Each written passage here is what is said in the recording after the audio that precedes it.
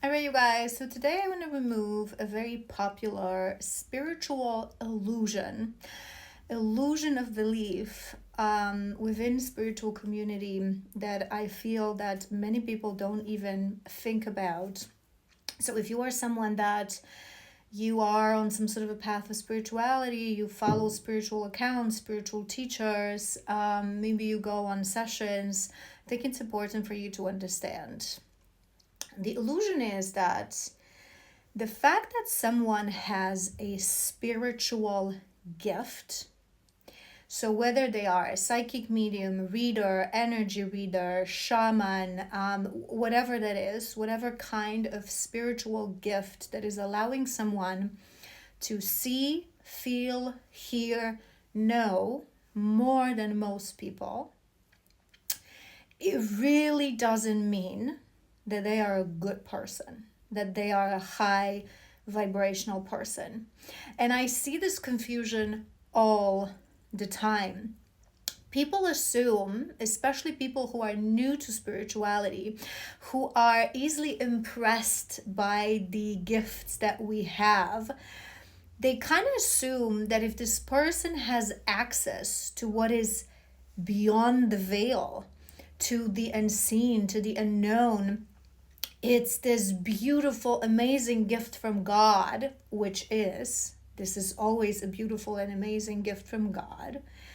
But it doesn't mean that this is a high vibrational person, that this is a good person. A gift is a gift. A psychic gift is a gift, and it's always part of your journey. But for us, it doesn't always serve the same purpose. And I'll talk about this in a moment. But I want you to understand that what makes you a good person, what makes you a high vibrational person, it's your choices every day. You wake up every day. Do you choose light? Do you choose love? Or do you choose fear? Do you choose to serve humanity, people, with your gift? Or do you choose to create followers, make money, attract customers, attract attention, hold power? There is a distortion within this community as well. And it's very important to understand, because I see this all the time in people who kind of assume, okay, if this lady knows, if this lady or this gentleman, they can read my energy, they see into my past, it means that I can trust them. No, it doesn't. No, it doesn't. The industry is filled with charlatans, because true spiritual teacher walks with humility. And humility is something that is not easily achieved, especially when you hold a special power and a special gift. It requires going deep into your shadows. It requires really doing a lot of inner work, a lot of self-work, shadow work, to stay on point. To whom much is given, much is expected. True spiritual teacher understands that because we have those gifts, the divine holds a standard on every person, but standard being held on us is right here. Because we are given access to the quantum field, to what's beyond the veil. We are the active bridge. And because of that gift, we have to become a clear vessel. We have to stay humble. We have to walk in silence. We have to walk in peace. We have to focus on ourselves and to staying on point with our shadows and our darkness every day. And not everyone manages to do that. And I want to give you a couple of examples that will maybe help you understand. But before I do that, I want you to realize that when someone has a spiritual gift, right? Someone is given the spiritual gift. Again, you're a seer, you're an oracle, you're a psychic, you're a reader, whatever your gift is. Some people are souls that were given this gift because we have walked a path of lifetimes. We've released enough karma, and now we are ready to live a life of service, to serve humanity, to understand that life is not for us to just be here and seek for happiness, but we live a life of service. We are here to be warriors of light, to assist humanity. But there's another group of people who receive psychic gifts as part of their own karmic path. So the divine gives them those gifts, and they are a test. Are you able to stay humble? Are you able to choose light? Sometimes the fact that they have those gifts, it may be just that they are deliverers of someone else's karma. So all those people that will come to them on sessions, they will clear their karma and clear their karmic lessons. And I want you to remember this, because if you think about this world, and it's an example that I as well like to give before we will go into the more sort of everyday examples. This is a very drastic one, but it's also true. If you're spiritual, you will know that we live in a matrix, right? A world that is currently in a very distorted state, and a program that is actually ran and controlled by elites on top who benefit and harvest our energy. Do you really think that those people don't have powers? That amongst those people, there are no seers and psychics and people who daily access what's beyond the veil? A gift itself does not make you a good person. You have to choose to walk the path of light. Now I'm going to give you a couple of examples from everyday life that I'm sure that you've seen online, because there's more of that than actual warriors of light. And I want you to understand that the fact that someone is incredibly gifted, it does not mean that they are trustworthy, because a true warrior of light, true spiritual teacher who came to this world to live a life of service, to give back to humanity and assist humanity in those challenging yet beautiful times that we live in, would never do those things, would never do the following. One of the things that make me roll my eyes are those free 2 minutes videos, okay, of readers, usually tarot readers, that all you find out is that love is behind the corner, person on your mind, he misses you, he loves you, he wants to reach out, he literally holds his phone, so give this a like and say that you claim. This is charlatanism.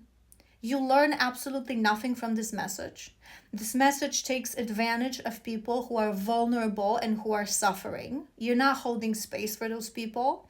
You're not teaching those people how to walk towards alignment. You are feeding them with false hope for your own benefit, for your own entertainment. Okay?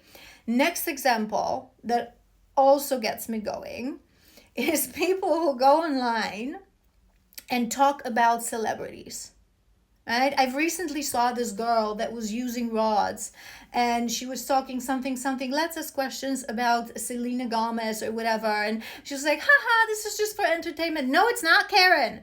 No, it's not entertainment. Someone else's energy and their life's journey is not entertainment. What gives you the right, and it's definitely not your psychic gift, what gives you the right to publicly read someone's energy without their consent? I can guarantee you right now that it is not the energy of light that is connecting to those rods. What gives you the right? The fact that someone is a public figure, politician, a celebrity, does not give anyone right to expose their energy and what you know of them.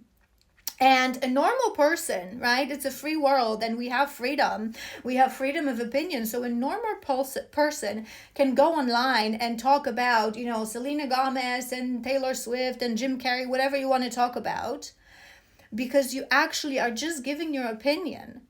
But if you are someone who has a gift, you use divination tools, you are an activated spiritual teacher, to whom much is given, much is expected. You do not have the right to do those kind of things, okay? And any kind of a luring energy, energy that invites you to, oh, this is just entertainment, this is nothing, watch me, follow me, ask questions, claim in the comments. No true, humble, spiritual teacher No true humble spiritual teacher would ever do that. And I'm going to give you one more example that gives me shivers. And every time I see this, my guides are literally like, and if I believed in hell, I would tell you that there's a special place in hell, okay, for people that do these things.